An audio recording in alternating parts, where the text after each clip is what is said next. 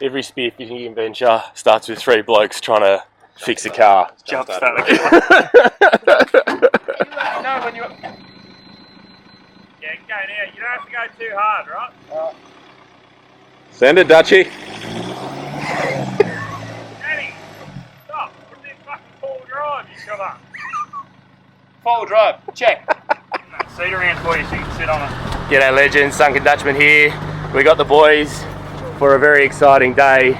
Matty just lubing up the face so we can stick it balls deep into something. It's straight to Mako. The mayor here with his freshly shaven mustache. We're going to slay him. Woo! The conditions were looking really good for the day. Low swell, low winds for most of the day. So we were pretty pumped to get out and get wet, get in the water and see what it was about. And this has got to be a good omen. Anytime you're out to a dive and you get escorted by a pod of dolphins, it's got to be a sign of good luck, surely.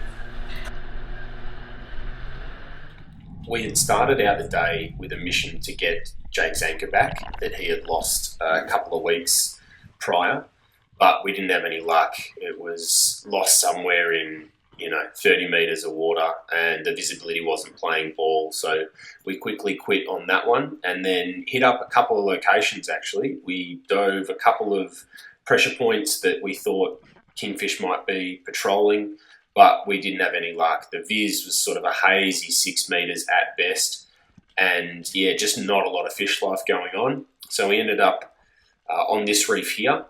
And we started to see a little bit more fish life, a little bit more current, a little bit more was going on. And when I came down on this dive, I actually landed just almost at the bottom of the reef, about 17, 18 metres. And yeah, just was trying to position myself with my back against the reef, looking out into the sort of sandy area, hoping that a kingfish should be patrolling by and just trying to grunt it in or, use the flasher to see if I could draw the kingfish's attention.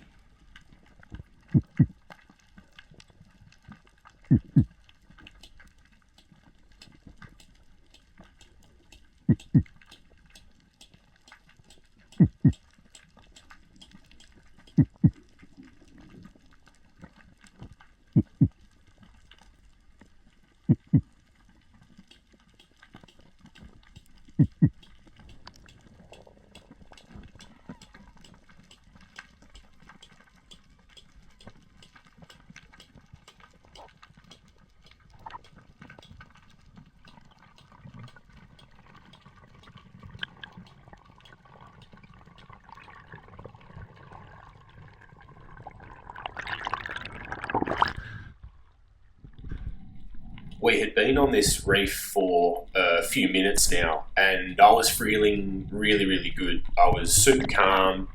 I was really comfortable with my dives. Everything was just flowing on this day. And on the previous dive, I'd actually noticed some snapper out on the sand. So I thought I'll do another drop and have a look to see if I can bring any of those snapper in or if I can spot any larger ones worth shooting. So on this particular dive, I managed to get right just to the edge of the reef where it met the sand, sort of about that 20 metre mark.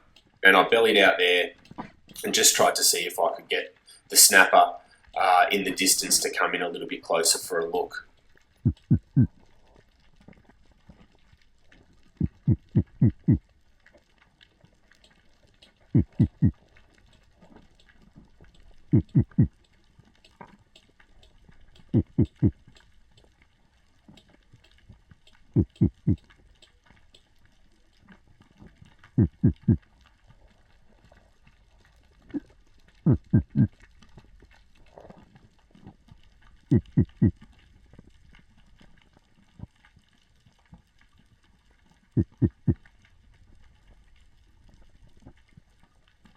After seeing a few snapper swim in, I sort of made the call. I wasn't going to take any. They sort of looked at that 30 centimetre, 40 centimetre range. Nothing really worth taking from my perspective. So I let them swim on by. And after this dive, we all got together and had a quick chat and thought, yep, it's best. Let's move again. A little bit of fish life, but not a hell of a lot going on. So we all, decided let's jump in the boat and just move a few hundred metres up the reef and see what we could find there.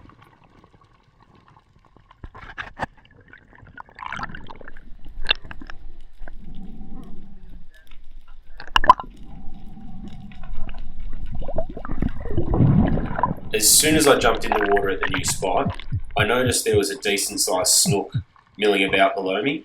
So I did a quick breather and did a duck dive down, and you can see him coming into frame now in the top right. And I just followed him for about half a second until out of the right-hand side of my field of vision, I noticed a small school of kingfish just come in on me. You can see when I replay this clip, the kingfish came in from the best possible angle. I was ready, poised with my gun already out, and they just swam straight in front of me, broadside. So I had pick of the litter and, picked what I thought was the best one. What happened here just goes to show that you might only use a bit of gear once or a handful of times, but when you do have to use it, it's worth its weight in gold. My actual reel on my gun got jammed as I shot this fish, and it V-lined straight down to the reef. And it had enough fight, and it was a big enough fish to actually pull me under a couple of times. But luckily, I had a secondary belt reel, so I just I turned that on to free spool and let it run, and then fought the fish on that line. After a minute or so, the school of kingies had buggered off, and they were gone, not coming back. So the boys caught up to me and went down and thankfully put a second shot in the fish. Just secures the fish and makes sure that at least one's going home for dinner.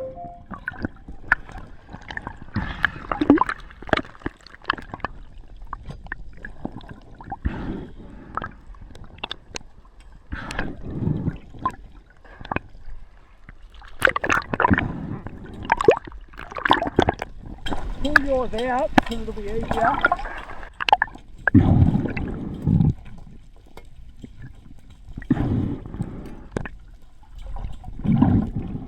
As I do every time I get my hands on any fish, whatever it is, I straight away bleed it and then gut it as soon as possible. Again, it just preserves the eating quality of the meat, and it just saves a bit of mess and a bit of hassle at home.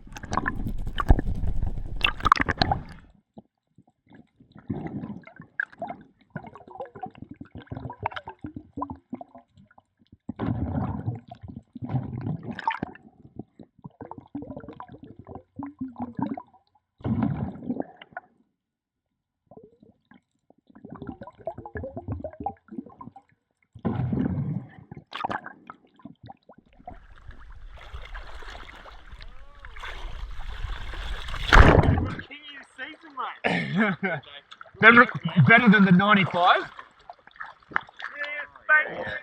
No. That's a good fish. Yeah, it's I reckon like in 12, 15, something like that.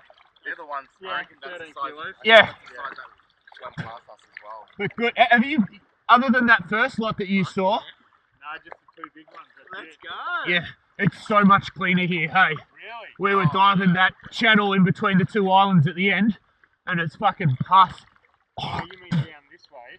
Hey? Yeah. Up there, it's dirty. Down there, yeah, it's fucking... That mate. He could have Hey? like 24 metres. More. Yeah, Way deeper. After that, we dove another 3 or 4 different locations, and on the very last dive of the day, Jake actually landed himself that fish that you saw there, which was an absolute ripper fish. And that was it. That capped off the day for us. It was past 5 o'clock by that stage, and we were all pretty buggered. But it was an epic day out. The weather was fantastic. A few of the boys getting on fish, which is always good. And yeah, a great weekend out on the water. So with that, I hope you all get out there yourselves, get wet, get some fish, and go and have a crack. Cheers.